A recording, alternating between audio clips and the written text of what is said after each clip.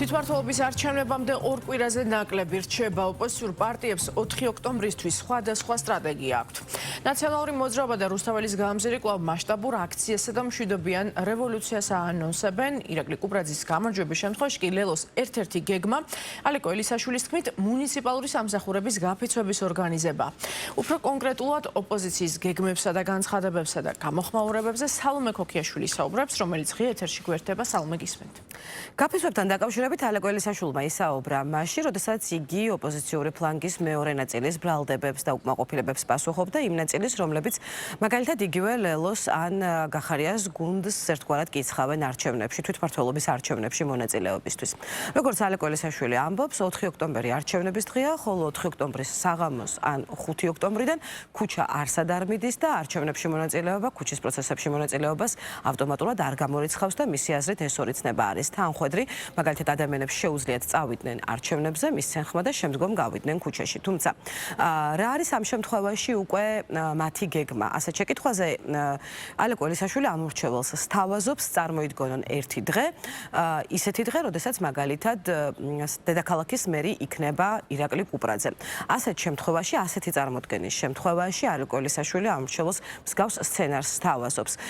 მაგალითად დაიწყება მუნიციპალური სამსახურების გაფიცვა და ასეთ შემთხვევაში მისი აზრით უკვე სერიოზული პრობლემები შეექმნება ქართულ ოცნებას. ვიღაცა მითხრას, რომ არჩევნებზე რომ მიდიხარ, ამით რასაშავებ? რასაშავებ ერთი? მე წვანყალებდი ხან, ასე ვფიქრობდი ხან, როგორც ჯობია ისე მითხრან, კაცო. მივიდეთ ამ არჩევნებზე, არ შემოვხაზოთ ესკალადზე, დაუდოთ მეორე ტური. თუ გავიღვიძეთ თბილისში, მოდი თეორიებით და დაშვებით ვილაპარაკოთ რა, სადაც კუპრაძეა მერი. და საკრებულოში უმრავლესობა აქვს ოპოზიციას. ამათ ხო გაედოთ ბაირამ დუდუქში მერე. აი ხო გაედოთ ბაირამ დუდუქში. სხვა საქართველოში ხო ვიღვიძებთ. სხვა საქართველოში. მერე გამოვა კუპრაძე და იტყვის მეორე დღეს რომ აბა მიდი გაფიცვების ორგანიზება, ბრძოლა, წარმოიდგინე მუნიციპალური სამსახურები ოიფიცებია. ბიჭო, მოდით რა დაშვებები, არ გვინდა მარტო ლანძღვა. რას ნიშნავს მუნიციპალური სამსახურების გაფიცვა? ასეთ შემთხვევაში მაგალითად მუნიციპალური სამსახურების ჩამონათვალში შეიძლება იყოს ტრანსპორტის სამსახური, დასუფთავების სამსახური და ასე შემდეგ. ზოგადად ამ მოსაზრებაზე და ამ გეგმასთან დაკავშირებით ჩვენ დავინტერესდით, როგორი არის პოზიციები თუნდაც ამ კოალიციაში, ამ ერთობაში, ოპოზიციურ ერთობაში, რომელიც ახლა არჩევნებში მონაწილეობს და უნდა გითხრათ, რომ აქაც განსხვავებული პოზიციები მოვისმინეთ. მაგალითად თავად ლელოს წევრები ამბობენ, რომ გაფიცვები ამ შემთხვევაში საარჩევნო პროგრამაში მოყვანილი პრიორიტეტების შესრულებას ხელს არ შეუშლის, ხოლო რაც შეეხება გახარიას თანაგუნდელებს, ისინი ამბობენ, რომ კატეგორიულად არ ეთანხმებიან და არ იზიარებენ ამ პოზიციებს, გამომდინარე იქიდან, რომ ერთი არის გაფიცვები, მეორე კი საქმის კეთება, რომელიც ამ შემთხვევაში არის მათი არჩევანი. რა თქმა უნდა, არ ვიზიარებთ, იმიტომ რომ ჩვენ არჩევნებში იმიტომ არ შევსულვართ, რომ შემდეგ გავიფიცოთ, ხო? ახლა ჩვენ არჩევნებში იმიტომ მივდივართ, რომ თბილისი ამ კონკრეტულ შემთხვევაში თბილისზე გვაქვს გვახციოთ უკეთეს ქალაქად.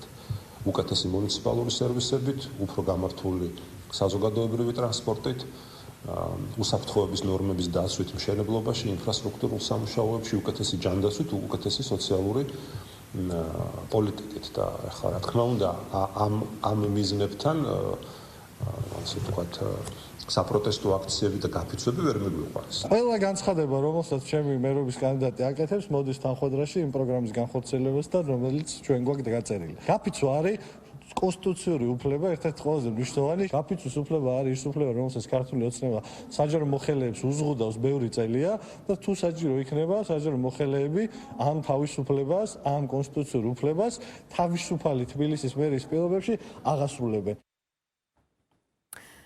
თუ მაგალითად ირაკლი კუპრაძე გახდება თბილისის მერი დაშვების თანახმად, რომელსაც გვთავაზობს ალეკო ელისაშვილი და შემდგომ უკვე გაიფიცებიან მუნიციპალური სამსახურები, ვის შეუქმნის მუნიციპალური სამსახურების გაფიცვა პრობლემას თუ არა მოქმედ მერს? ასეთი არის მაგალითად მმართველი გუნდის მთავარი შეკითხვა, რომლის წარმომადგენლებიც, მათ შორის მმართველი გუნდის მერობის კანდიდატიც ამბობენ, რომ ოპოზიციის და ოპოზიციური კანდიდატების მარცხის წინაპირობა იქნება სწორედ ამგვარი განცხადებები.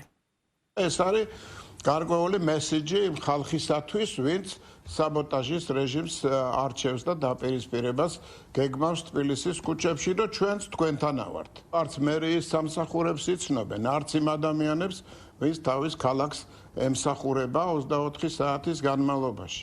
შეიძლება პოლიტიკურად სხვადასხვა მოსაზრებები გააჩნიათ მერიაში დასაქმებულ ადამიანებს, მაგრამ არც ერთს არ უნდა თავისი ქალაქის გრევა იხილოს იმ უნამუსო განცხადებების შესაბამისი, რომელიც ბოლო პერიოდში მოვისმინეთ. ადამიანს მერობა უნდოდეს იმისთვის, რომ შეაჩერო ყველაფერი და გააფუჭო, გაკეთებულიც და მომავალშიც არაფერი არ გააკეთო. წარმოუდგენელია ხა, ხო?